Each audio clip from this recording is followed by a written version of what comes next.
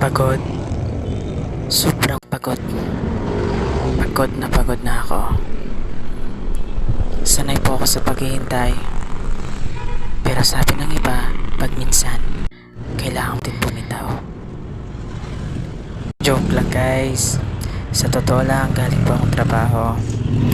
Naghihintay kasi ako ng masasakyan. Kaso, 30 minutes wala pa rin. So nag-decide ako na lalakarin ko na lang siya hanggang Marisol. Pero madalas or minsan nilalakad ko to pag hindi po ang pagod hanggang sa bahay ko. Pero ngayon hanggang Marisol na lang muna. Kasi 10 oras na kasi to eh.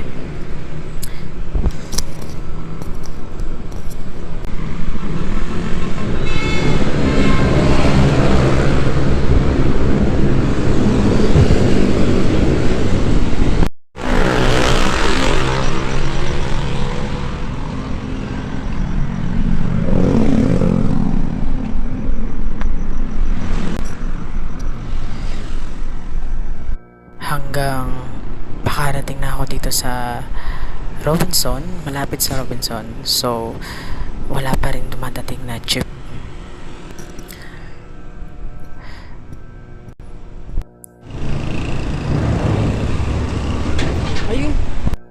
Ayun, may jeep na. Kaso, malapit na ako sa Abacan Bridge. So, nag-decide ako na lalakarin ko na lang kasi malapit na talaga ako sa Marisol. So, I decided na tuloy ang ating paglalakbay.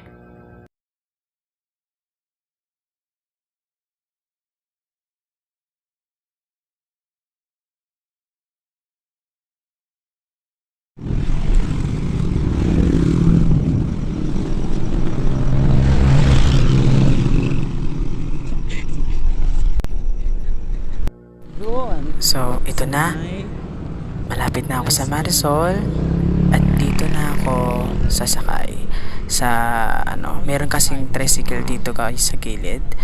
So, dyan po ako sasakay hanggang sa pag-uwi ko. Right po. So, ito na. Nandito na po yun sa tricycle. Pauwi na po ako. Actually, safe naman tayo guys. So, nakauwi ko na guys. Thank you so much po sa panonood.